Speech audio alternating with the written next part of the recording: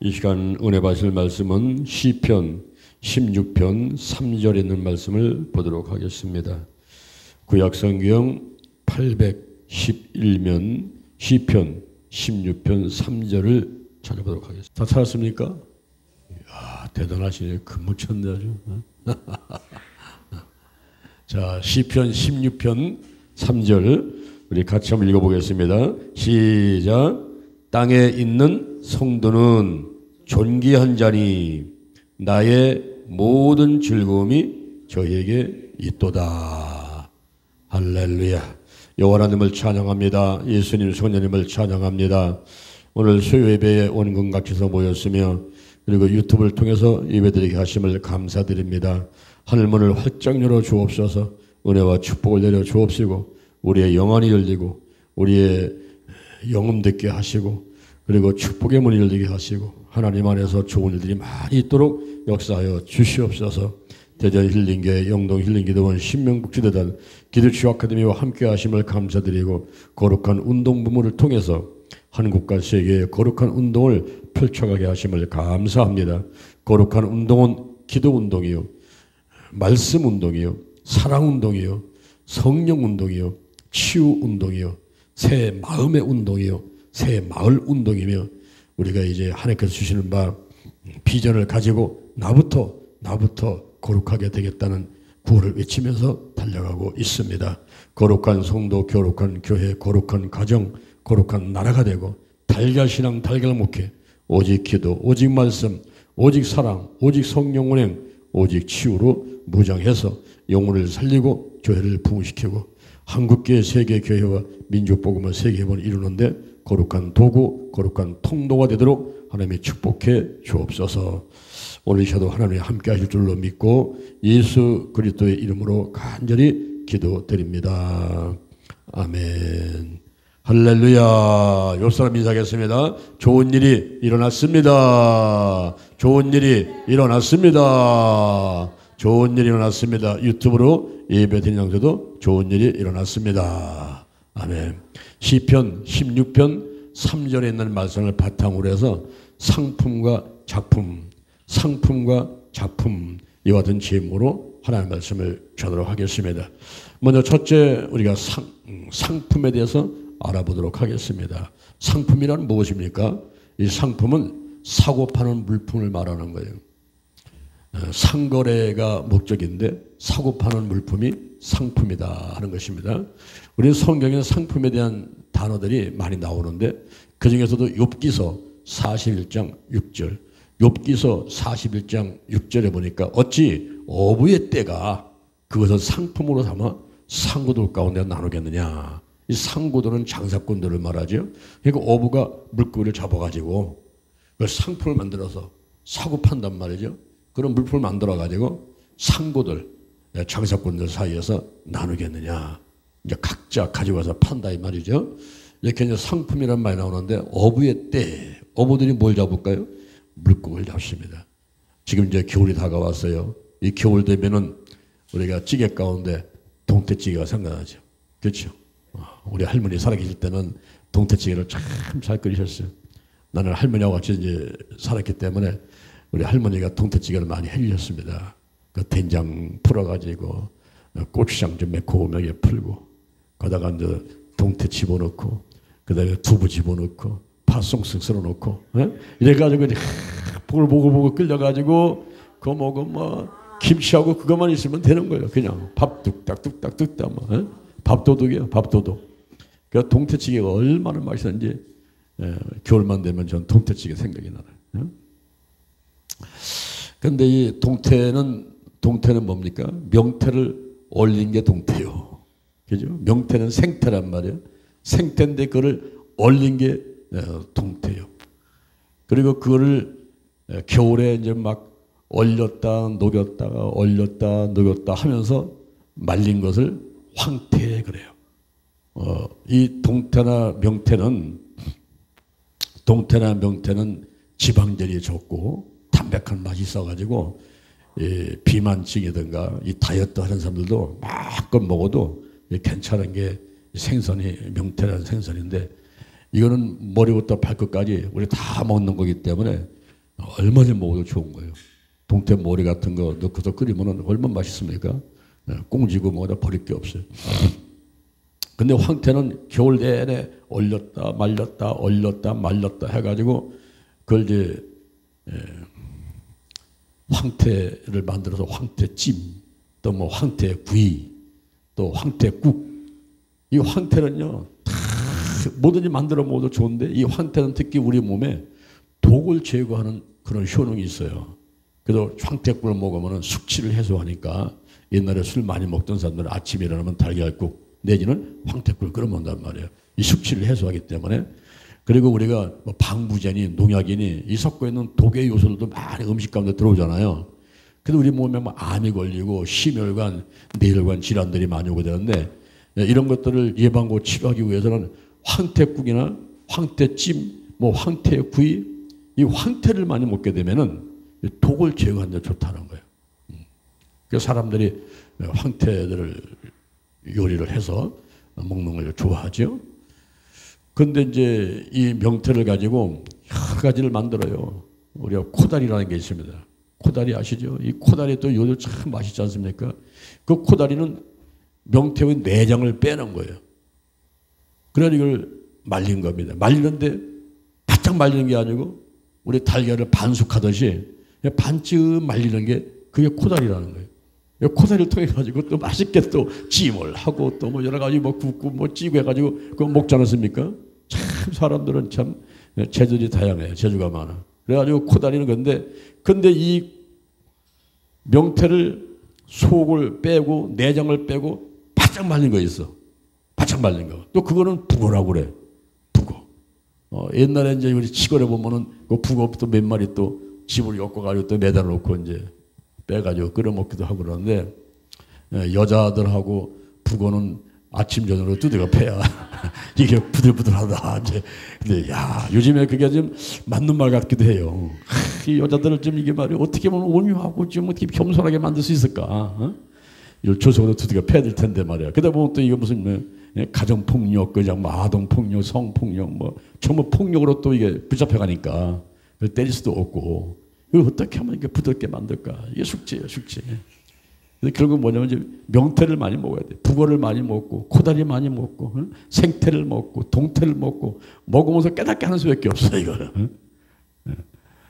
그 명태라는 말은 누가 졌느냐면은 그 함경도에 관찰사가 민아무개라는 사람이 있었는데 이 사람이 명천군이라는 곳에 이렇게 이제 시찰을 나간 거예요. 나갔더니 그 동네 사람들이 그 식사를 대접하는데 그 생선을 이렇게 이제 요리를 해가지고 와서 대접을 하는데 열 먹다 보니까 아니 세상에 이렇게 맛있는 고기가 있는가? 그래서 물어봤어요. 이게 무슨 고기입니까? 이게 이름이 뭡니까? 그랬더니 동네 사람들이 이거동서로 얘기를 하는데 그건 이름이 없습니다. 사람들이 이름을 지어주지 않아 이름이 없습니다. 그래요? 그럼 오늘부터 이 생선을 명천군의 명자를 따고 그 어부의 그 성이 태씨요. 그래서 그 어부가 잡아왔기 때문에 태씨가 잡아왔으니까 명천군의 태씨. 그래서 명태 이랬다는 겁니다. 근데 그 명태가 생태, 동태, 뭐 코다리, 황태, 뭐 북어 이렇게 해가지고 여러 가지 요리를 해서 우리 인간들을 유익하게 하니 얼마나 감사한 일입니까? 이게 상품은 있다, 상품. 사고 파는 거예요. 물건을 사고 파는 거예요. 자동차 같은 것도 이제 우리가 사고 파는데 지금 저기 현대 아산 공장에 가면은 한 10,000평 정도 되는 곳에 자동차 공장이 있는데 거기에 사람은 4사람. 나머지는 전부 로봇인데 이 로봇이 330대가 자동차를 만들어냅니다. 자동차를 용접하고 자르고 뭐 이게 하는 건 전부 다 로봇이 하는 거예요. 그렇게 만들어내는 자동차가 57초에 한 대씩 뚝딱 떨어져요. 57초에. 1분도 아닌 시간에 한 대씩 뚝뚝 만들어 나온단 말이에요, 이게. 야, 대단한 거죠. 저는 1992년도에 여의도 순복음교회 강남에, 그 강남은 제일 부자들이 많이 사는 곳이잖아요. 제가 거기서 2년간 목회를 할 때 자동차가 없었어요. 그래서 이제 돈을 조금씩 모아가지고 중고 자동차도 살려고 이렇게 돈을 모으고 있는데 한 250만 원 정도 모아놨어요. 이제 그거 가지면 중고차 하나 살 수 있겠다 싶어가지고 언제쯤 살까 생각하고 있는데 기도를 하는 게 하나님 아버지 제가 자동차가 없어서 자동차를 사야 되겠는데요 하면서 자동차를 막 하다 보면 주의 전도는 99%를 내 기도보다는 교회를 위해서 성도들을 위해서 하나님의 일을 위해서 기도를 시키시기 때문에 내 기도를 오래 못해요. 내 기도를 하려고 앉아있다 보면은 거의 또 다른 기도들을 막 하게 된단 말이에요. 근데 그때 제가 특공대를 이끌 때인데 이 특공대원들이 다니면서 돈을 많이 쓰잖아요. 하나님 아버지 우리 특공대원들이 전도하고 군밀부 확장하고 홍보하는데 돈이 너무 많이 들어가는데요. 아버지 재정을 좀 풍부하게 주시옵소서. 그래야지 일을 할 수 있게 하시겠네. 너부터 바쳐라. 너부터 바쳐라. 나 기도하면 그게 제일 무서워. 너부터 바쳐라. 제가 어디 있어요. 어디 있단 말이야. 딱 보는데 하유 자동차 살려고 250만 원 많은 게 다 스쳐 지나가네. 차라리 기도를 안 했으면 안 뺏기는 건데 이 기도를 하다 보니까 너부터 바쳐라. 그게 삭스쳐가니 이거 어떻게 해요? 아유 알았습니다. 그래서 그거를 회계를 불러가지고 줬어요. 그랬더니 아니 목사님 이 큰 돈이 어디서 났습니까? 누가 줬으니까 잘 쓰시라고 이제 줬어요. 자동차 포기해버렸잖아요. 이제. 한 달쯤 지났는데 어떤 집사님 오셔서 상담을 한다고 오셨어요. 자기네가 건설회사를 하는데 이 건설회사가 망했다는 거예요. 근데 딸 둘이 있는데 미국으로 유학 가야 되는데 저보고 와가지고 기도 좀 해달라는 거예요. 그래서 하는 얘기가 전사님은 자동차 없어요? 그때 내가 전사 때니까 그러는 거예요. 예. 중고 하나 살려고 돈을 한 250만 원 많았는데 기도하다가 그냥 하나께 뺏겼다고. 그랬더니 전사님 그럼 제가 사드릴게요. 지금 뭐 부자가 망해도 3년은 간다고 건설회사가 망했지만은 그래도 전사님 자동차 하나 사드릴 건 된다고 사시라고. 그 대신에 우리 두 딸 미국에 음악을 하는데 얘들을 꼭 유학 갖게 해달라고 시간마다 기도를 해주셔야 된다고. 그 기도야 뭐 제가 해야 되죠. 그래서 그분이 250만 원을 주신다고 살아가지고 이제 중고 자동차를 막 알아보고 있는데 내 옆에 바로 여자 선사님이 계셨는데 내가 좀 고민하고 막 그렇게 해서 얘기를 좀 했더니 전사님 못하나 그거 중고를 사. 250만 원이면 새 자동차를 뽑을 수 있는데 아니 250만 원고 자동차 어떻게 삽니까? 250만 원은 그냥 좀 보증금 주고 나머지는 또 분할로 할부해서 갚으면 된다고 그런 방법이 있다더라고요. 그래요? 그래서 또 소개를 해줘가지고 자동차 회사 영업사원이 왔어요. 그 사람한테 얘기했더니 그때 250만 원 받고 나머지는 분할로 하는데 한 달에 20만 원씩 내면은 자동차를 살 수 있다고. 그때 제가 산을 잡고 기도할 때 하나님 아버지 현대, 엑셀, GLSI 회색깔로 하나님 주옵소서 이런 기도를 많이 하고 있었거든요. 그래서 이제 새 전차를 사는데 영업사원이 왔길래 이제 싹 쓰는 거예요. 계약서를 막 쓰는데 그때 현대, 엑셀, GLSI 평상시에는 회색깔을 놓고 기도를 했는데 이 옆에 있는 전사, 여자 전사가 초보자는 색깔이 밝은 걸 사야지 자동차도 커 보이고 사고도 덜 나니까 밝은 걸 사야 된다는 거예요. 그래서 내가 평상시에는 계속 회색깔 이렇게 했다가 옆에서 하도 난리 피는 바람에 그 사람이 하라는 데다가 그냥 은색깔로 신청을 했어요. 현대, 엑셀, GLSI 은색깔. 한 달쯤 되니까 차가 나왔다고 가보자고 하더라고요. 가봤더니 이게 웬일이야? 나는 현대, 엑셀, GLSI 은색깔을 신청했잖아요. 근데 보니까 평상시 내가 기도한 데로다가 현대, 엑셀, GLSI 회색깔 나와버렸어요. 그래도 뭐 깜짝 놀라서 나는 은색깔 신청했는데 왜 회색깔 나왔습니까? 했더니 현대 자동차가 지금 노조가 파업을 일으켜가지고 자동차를 못 만든다는 거예요. 그래서 만들어 놓은 거 그냥 갖고 왔다고 그러더라고. 그러니까 옆에 있는 전사가 쫓아와가지고 난리야. 그거 받으면 안 된다고 그냥 도로 주고 기다려야 된다고. 그래서 은색깔을 신청했으니까 은색깔로 주시는데 얼마나 기다립니까? 했더니 한 6개월 기다리겠습니다. 근데 한 달쯤 됐는데 또 왔어. 영업사원이. 자동차 나왔다고. 6개월 있다 나온다더니 그동안에 노조가 파업을 다 이제 끝 맞춰가지고 자동차 만들어서 갖고 왔다는 거예요. 야, 그 자동차를 보는 순간에 내가 그냥 한눈에 그냥 완전히 빠져버렸어. 이 자동차. 은색깔인데 햇빛에 반짝반짝 빛나는데요. 난 세상에 이렇게 아름다운 건 처음 본 거야. 그래서 제가 그냥 그를 타고 다니는데 자동차에다 마음을 호딱 뺏겼어요. 그래서 내가 흑석동에 살 때인데 자동차를 세워놓을 데가 없어가지고 국립모지 주차장에 세워놨단 말이야. 국립모지 주차장에 세워놓고 한 10분 정도 걸어갔다 내려오는데 그 자동차가 너무나 좋아가지고 신방도 안 가고 자동차 안에서 살다시피 하는 거예요. 하루에 4차례씩 내가 자동차를 닦고 냈어요. 겉에 닦고 속 닦고 거기서 그냥 드론을 사고 일어나고 거기서 이제 뭐 기도하기도 하고 자동차 안에서 너무 좋아가지고 이 자동차를 떠날 수가 없어. 너무 좋아가지고 어느 날 제가 아침에 일어나서 자동차 세우는데 갔더니 아이고 세상에 이런 일이 내가 놀라서 아주만 기절할 뻔했어요. 탁 주저앉았어. 어떤 사람이 이 동지원으로다가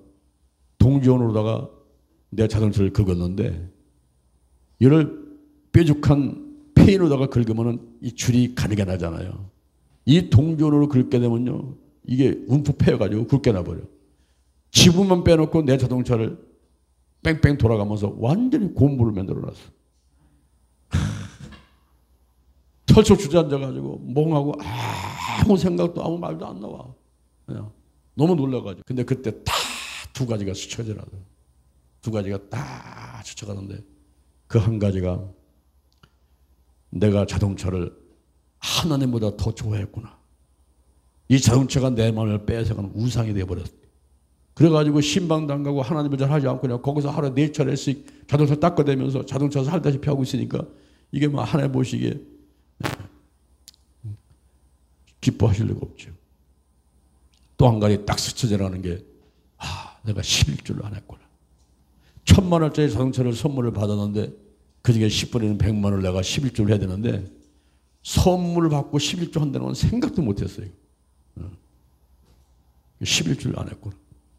그 두 가지가 다 추천하는데 그걸 수습하고 다시 자동차를 끌고 가서 색칠을 하는데 그 도색하는 데 들어간 돈이 100만 원 딱 들어가더라고. 딱 100만 원 들어가. 그래서 그때부터 내가 철저하게 온전한 11조를 해야 되겠다. 이 하나님께서 기뻐하시는 것은 온전한 11조인데 내가 선물 받았다고 깜빡하고서는 그걸 내가 계산 안 했던 거 너무 내가 잘못했다. 그리고 내 마음을 빼가는 우상이 돼 있었는데 앞으로는 하나님보다 더 앞서서 내 마음을 뺏어가는 거든가 더 사랑하는 것이 있어서는 안 되겠다는 아주 막 비싼 수업료를 내고 내가 그런 깨달음을 얻게 되었어요. 그래서 그때부터는 자동차를 그냥 더러워도 닦지도 않고 그냥 어디가 부딪혀도 그냥 고치도 않고 그냥 그리고 달달달달 따오는데 그걸 한 10년 정도 타고 다녔습니다. 내가 삼각산 올라갈 때에 올라가고 내려오면 7시간 내지 8시간 걸려요. 요 대전서 세금정까지가. 근데 그런 자동차를 끌고서 달달달달 끌고서 삼각산에 올라가는데 삼각산 올라가서 밤에 11시 12시 되면 그냥 온몸이 땀으로 천지상태로 내려오지 않습니까? 완전 지치고 이제 내려와. 근데 어느 날 제가 있던 교회에 권사님부터 전화가 그때 내가 목사님 있을 때인데 목사님 오늘 삼각산 가셨죠? 예. 지금 기도하고 있습니다. 목사님 오늘은 조금만 일찍 내려오셔가지고 대전 가시다가 우리 집이 반포니까 집에 좀 잠깐 들리면 안 되겠습니까? 왜 그래요?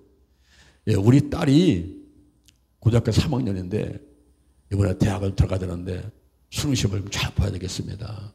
시험 날짜 얼마 안 남았는데 반드시 좋은 대학을 가야 되겠는데 우리 목사님께서 오셔서 한번 안수만 좀 해주시면 안수기도만 좀 해주시면 우리 애가 시험을 잘 볼 것 같은 그런 마음이 들고 믿음이 생겨가지고 목사님 삼각산 기도하는 줄 알고서 제가 전화 드렸습니다. 목사님 죄송합니다. 오늘은 조금만 일찍 내려오셔가지고 집에 들렸다 가시죠.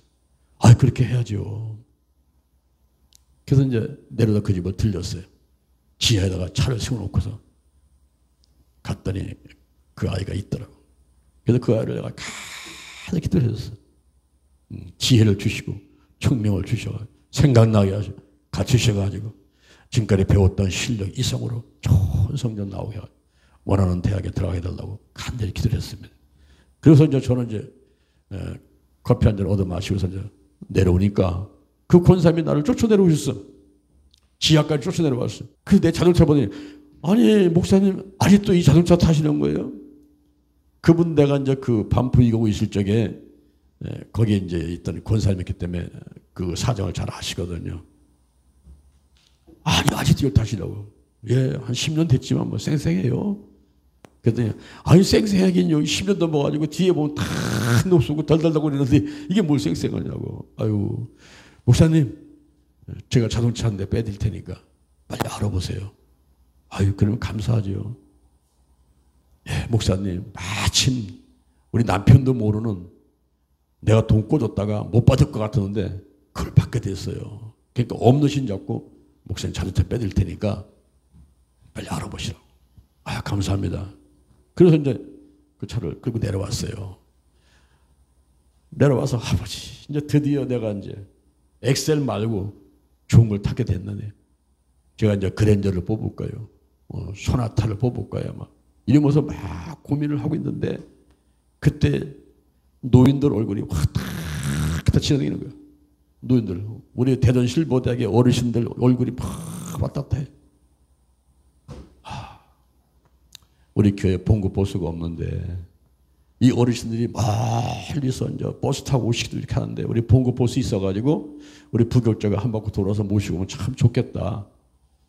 예, 그런 생각이 머릿속에 확 스치면서 그래 이번에 그 권사님이 자동차 사준다는 것은 내 것이 아니고 우리 교회 거 봉급 보수를 사달라고 해야 되겠다. 그래서 이제 전화를 걸었어요. 그분한테. 봉급 보수 사도 되냐고. 나는 그냥 엑셀 타고 다닐 것이니까 우리 교회 봉급 보수가 필요하니까 봉급 보수 하나 살 수 있겠냐고 했더니 목사님 돈을 드릴 테니까 목사님 마음대로 그냥 사고 싶은 거 사세요. 그러더라고. 알았습니다. 그래서 돈을 받아가지고 우리 이스타나 15인승을 사게 됐어요. 15명 타는 거. 그래서 우리 이제 부격자한테 줬죠. 줘가지고 이제 그분이 다 몰고 다니면서 이제 노인들을 실어오고 이제 이런 일을 하게 됐어요. 나는 이제 10년 넘은 그 엑셀 자동차를 늘 한 겨울이었어요. 내가 서울에 가야 되는데 그 회사에서 아침에 7시 반에 예배를 드려요.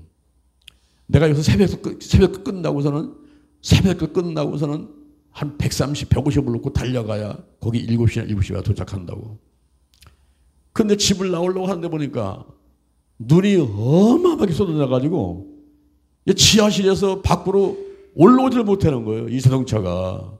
너무 오래돼가지고 힘이 없으니까 그리고 바퀴가 다 닳아가지고 못 올라오는 거예요. 그래서 해다 앉아가서는 그날 그냥 자동차를 놓고서 새벽에 그냥 택시 타고 와가지고 예배를 드리면서 내가 전화를 했어. 사장님 미안합니다.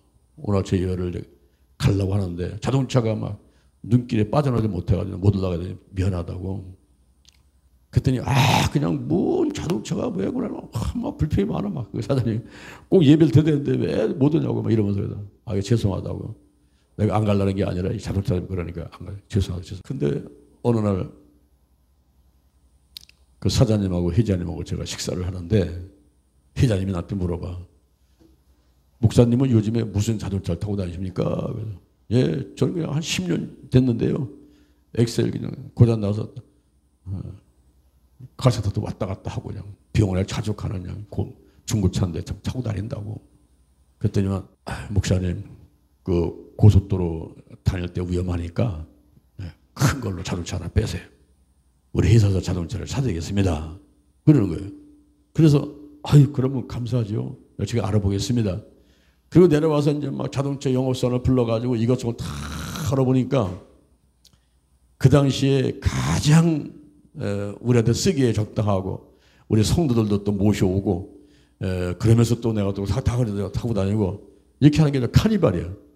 카니발 9인승인데 카니발 9인승이 보니까 참 마음에 드는 게 좋더라. 풀 옵션으로 막 그 안에만 내비게이션까지 막 TV까지 막 모두 다 집어넣어가지고 풀 옵션을 해가지고 그 당시에 3천만 원이더라고.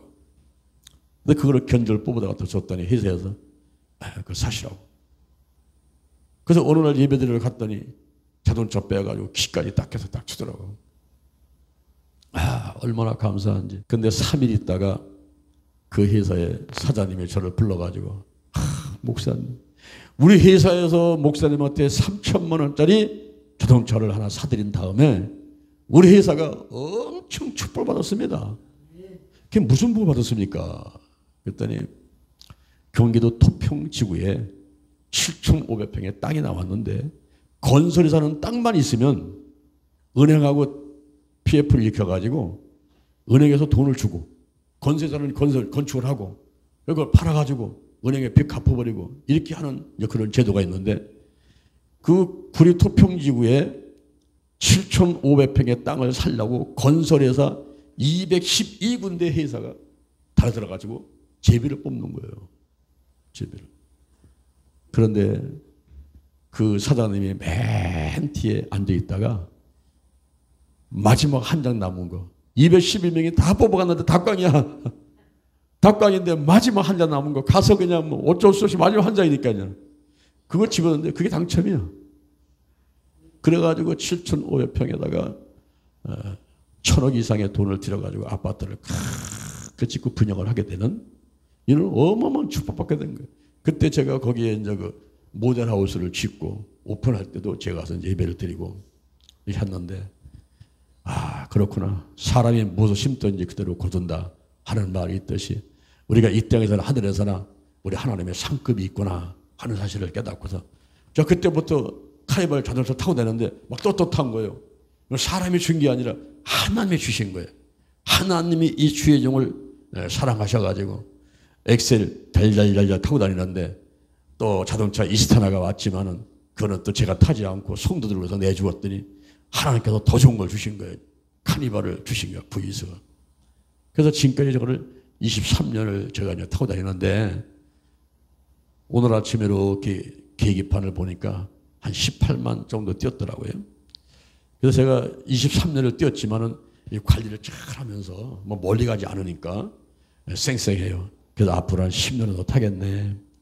내가 이제 은퇴할 때까지 한 10년은 더 타겠네.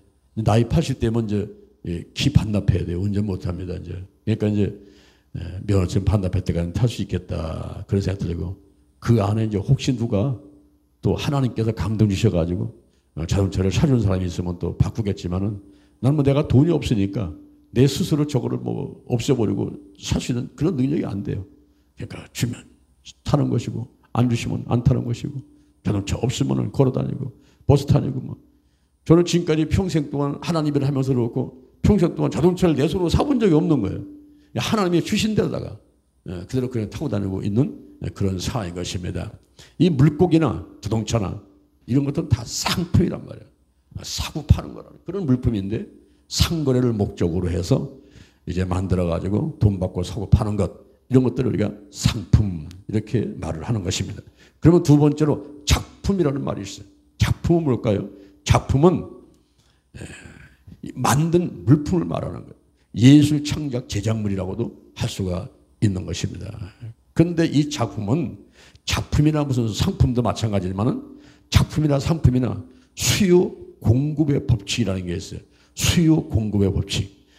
이 물건이 많으면 가격이 내려가요.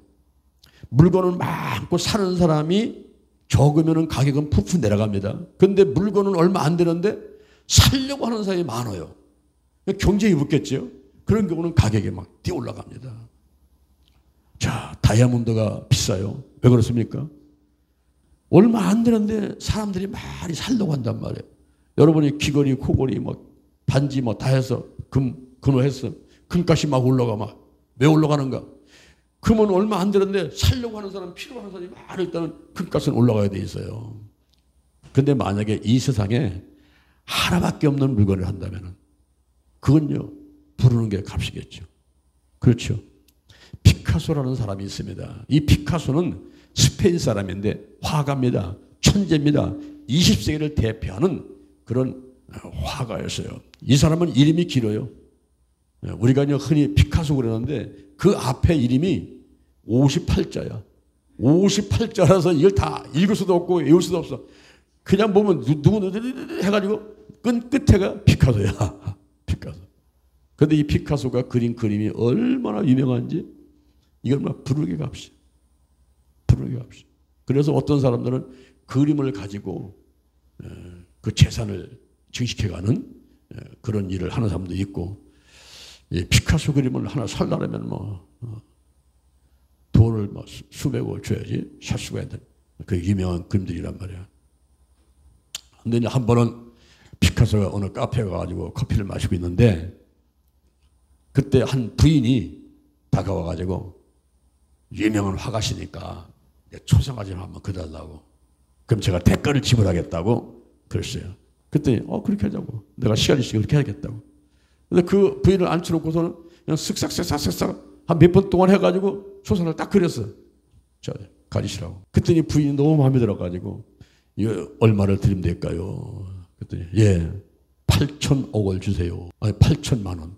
8천만 원을 주세요. 그래서 아니 지금 몇 시간만 한 것도 아니고 그냥 몇 분 동안 쓱쓱쓱 해가서는 그 초상화 그린 거를 8천만 원을 달라니 이게 말이 됩니까? 너무 비싼데요. 그랬더니 피카소가 껄껄 웃으면서 지금 아주머니가 볼 때는 내가 몇 분 동안 쓱쓱쓱 해가지고 이렇게 그림을 그린 것 같이 보이시지만은 나는 이렇게 하기까지 40년이라는 세월이 걸렸습니다. 40년. 이 40년 동안 숙성된 그런 기술이에요. 그렇기 때문에 이게 불운의 값이란 말이에요. 그림 한 장 놓고서 불운의 값이에요. 이거 1,000만 원 주시오. 2,000만 원 주시오. 하면 그냥 그대로 줘야 돼. 이렇게 유명한 사람들이 만든 작품은 돈으로 따질 수 없는 가치가 있다 이 말이에요. 왜냐하면 희소 가치가 있어. 희소 가치가. 그게 얼마 안 되는 거예요. 그런데 이 생에 하나밖에 없다면 그 값을 돈으로 계산할 수가 없는 것이죠. 자, 그러면 세 번째, 당신은, 오늘 이 자리에 있는 여러분은, 나는, 우리는, 당신은 상품인가? 작품인가? 당신은 상품인가? 작품인가? 우리가 그걸 곰곰이 생각해 봐야 돼요. 창세기 1장 26절에서 하나님이 이렇게 말씀하십니다. 우리의 형상을 따라 우리의 모양대로 우리가 사람을 만들고 그로 바다의 고기와 공중에서와 육축과 온 땅과 땅에 계는 모든 것을 다스리게 하자 하시고, 하나님의 자기 형상과 하나님의 형상대로 사람을 창조하시되 남자와 여자를 창조하시고 그들에게 복을 주시며 그들에게 이르시되 생육하고 번성하여 땅에 충만하라. 땅을 정복하라. 바다의 고기와 공중에서와 땅에 움직이는 모든 생물을 다스리라. 마가복음 8장 36절. 마가복음 8장 36절에 보니까 사람이 온 천하를 얻고도 제 목숨을 잃으면 무엇이 유익하겠느냐. 그럼 다시 말하면 자기의 목숨하고 온 천하하고 바꿀 수 있어요? 온 천하를 얻었어도 내 목숨을 잃어버리면 끝이요. 아무것도 없는 거야. 그러니까 온 천하보다도 더 중요한 것이 내 생명이다라는 사실을 알게 됩니다. 그런데 예수 믿지 않는 지옥 갈 운명을 가진 사람도 그 생명 하나는 귀한데, 우리가 예수를 믿고 이 땅에서 마음 천국, 환경의 천국 이름에 행복하게 살다가 이 생명 다음은 저 영원한 천국에 갈 수 있는 하나님의 자녀, 천국 백성, 성도가 되었다고 한다면 그 가치는 돈으로 따질 수가 없는 것이죠. 할렐루야. 여러분의 성도가 되었음을 감사하게 되기를 주님의 이름으로 축원합니다. 시편 16편 3절 오늘 본문에 보니까 땅에 있는 성도는 존귀한 자니 하나님의 모든 즐거움이 저에게 있도다. 예수님께서 인카네이션 하늘의 보좌를 버리고 그 호화찬란한 그 영광스러운 자리를 버리고 이 땅의 마국간에 태어나셔가지고 30년을 목수의 아들로 살다가 3년 반의 공생의 생활을 통해서 이제 제자들을 양육하고 가르치고 귀신 쫓아내고 병자 고치고 죽음을 살려내고 참 사역을 하면서 하늘나라를 보여주시다가 때가 되면 십자가에 못 박혀 돌아가시고 부활하시고 승천하신 그 예수님, 그 핏값으로 저와 여러분이 찼단 말이에요. 그래서 고린도전서 1장 2절, 고린도전서 1장 2절에 보니까 그리스도 예수 안에서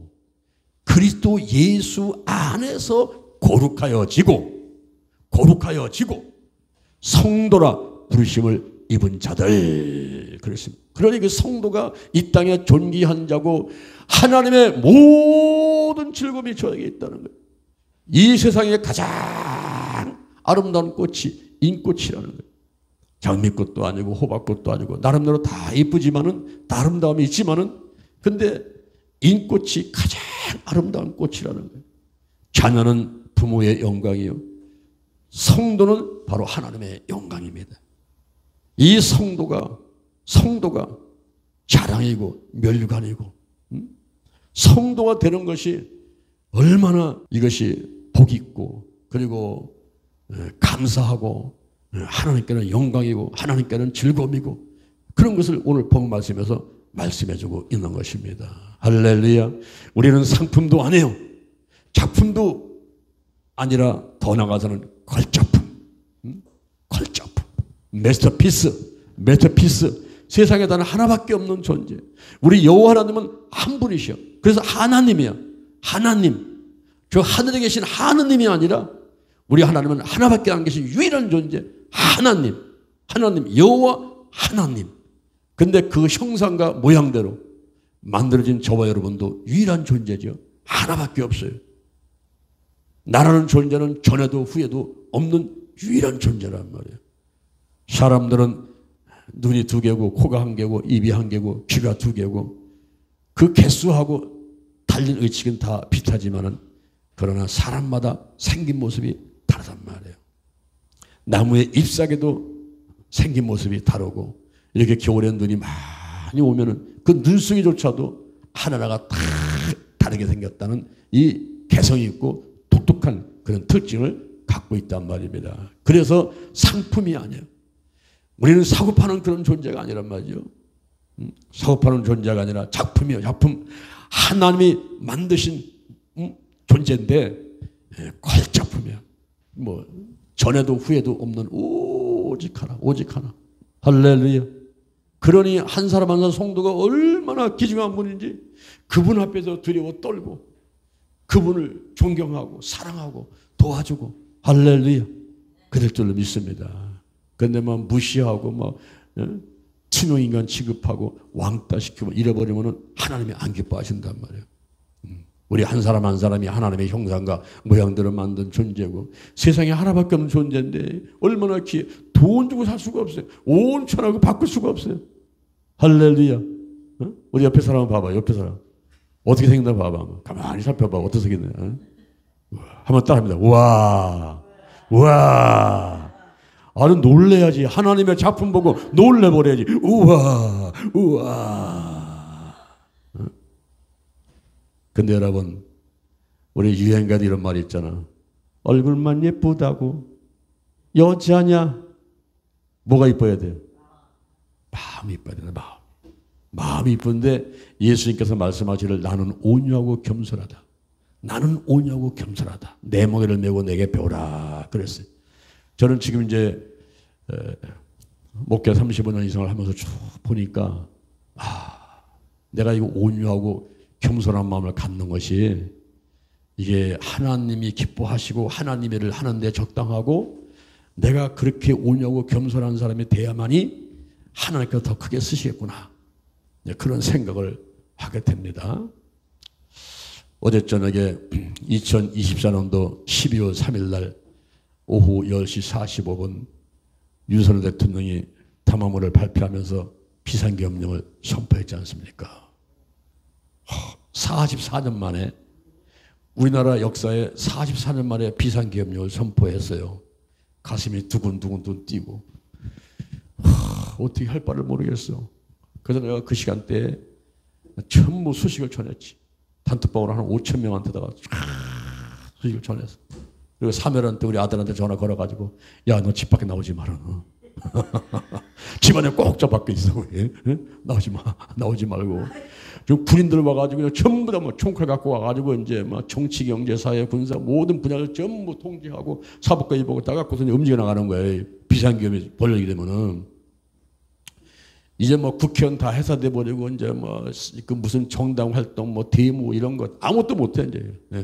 출판, 언론 자유 모든 거 뭐 방송, TV, 유튜브 하는 걸 전부 다 검열받아야 되고 이제 그런 이제 통제된 사회에 들어가는 거예요.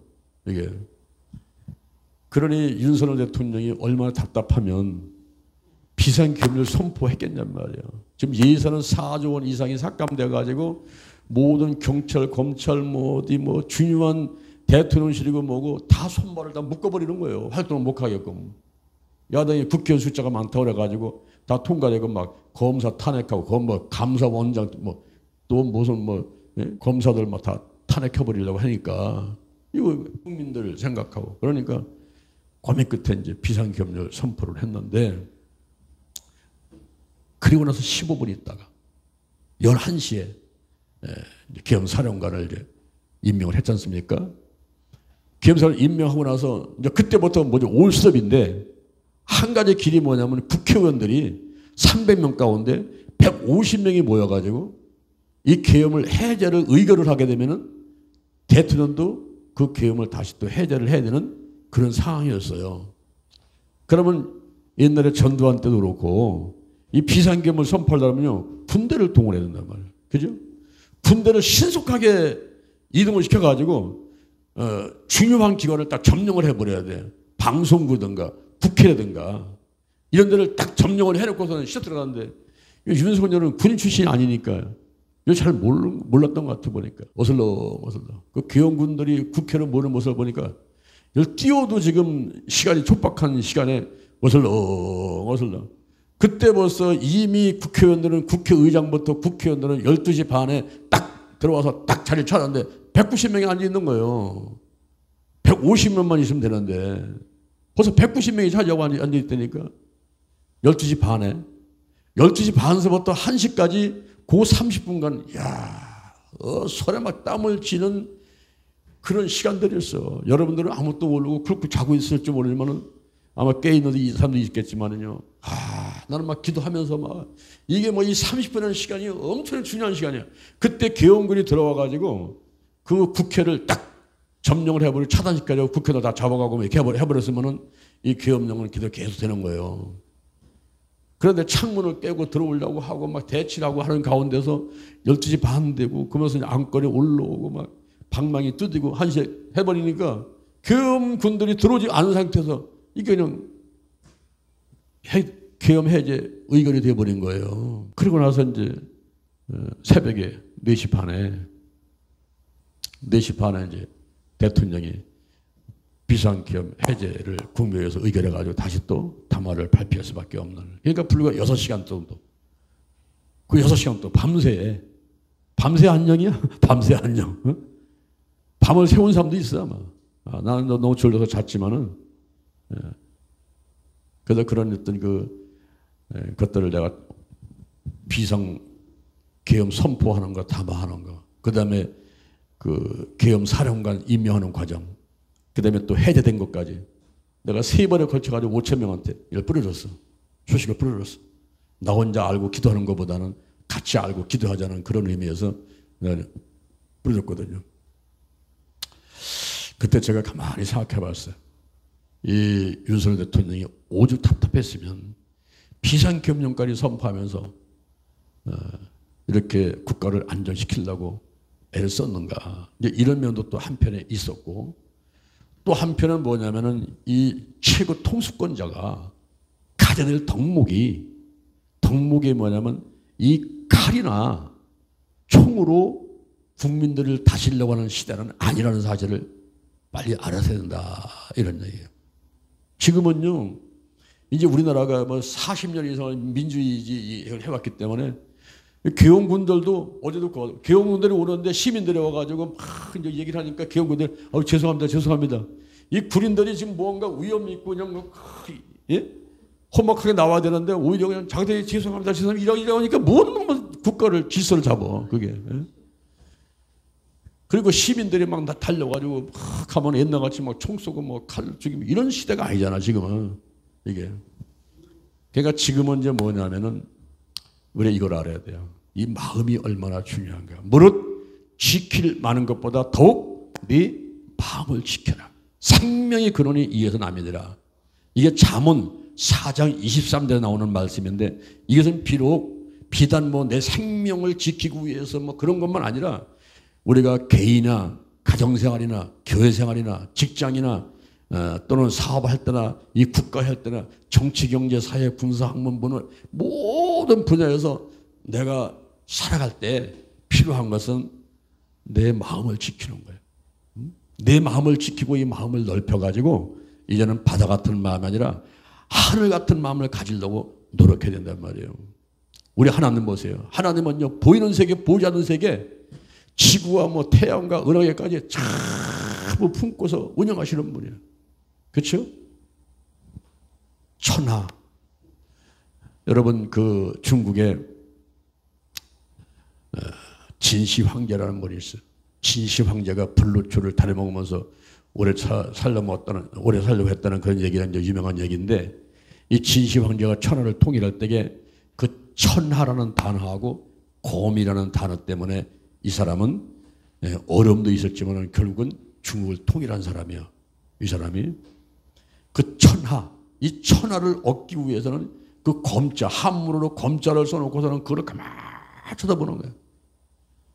내가 검을, 칼을 갖고 가서 사람들을 죽이고 침략을 하고 그래서 통일을 시키는 거냐? 그럴 때에 자기가 그 검자라는 한문을 보고 깨닫는 게 뭐냐면, 천하를 통일하기 위해서는 이 칼과 손이 이 마음 안에 있어야 된다는 사실을 깨닫게 됐어. 다시 말하면 이 마음이 칼과 손을 전부 다 품고 지배하는 것이구나. 그래서 천하를 통일하기 위해서는 칼로 안 된다는 거예요. 내가 손으로 안 된다는 거예요. 이 마음으로 품어야 된다는 거예요. 마음으로 다 품고 하는 그런 덕을 갖고서 통치를 하려고 할 때에 백성들이 들어온다는 거예요. 그 안으로다가. 그렇지 않게 되면 전부 끼리끼리 자들 팔을 만들어가지고 막 대적이 된다는 거죠. 오늘날 우리가 신앙생활 할 때도 그렇고 이런 목회하고 또는 뭐 가정에서나 직장에서나 어느 단체에서나 마찬가지인 것 같아요. 이 지도자한테 필요한 것은 하늘 같은 마음을 갖는 것이다 라는 생각을 하게 됩니다. 마가복음 16장 15절 마가복음 16장 15절 이하에서 예수님이 마지막으로 유언을 하신 말씀이 있어. 그게 뭐냐면 너희는 온 천하에 다니며 만민에게 복음을 전하라는 거예요. 천하 5대양 6제들을 다 다루면서 하려면요, 아프리카 사람, 중국 사람, 러시아, 일본 사람, 문화가 다른 그들, 생각이 다른 그들, 남녀노소 빈부귀천, 이 온 천하 만민 그들을 다 품고 안고서 복음을 전하려면요, 그 마음이 밴댕이 소갈머리 같아서는 안 된단 말이야. 이게 바다 같은 마음도 안 되더라고 보니까 하늘 같은 마음을 하늘 같은.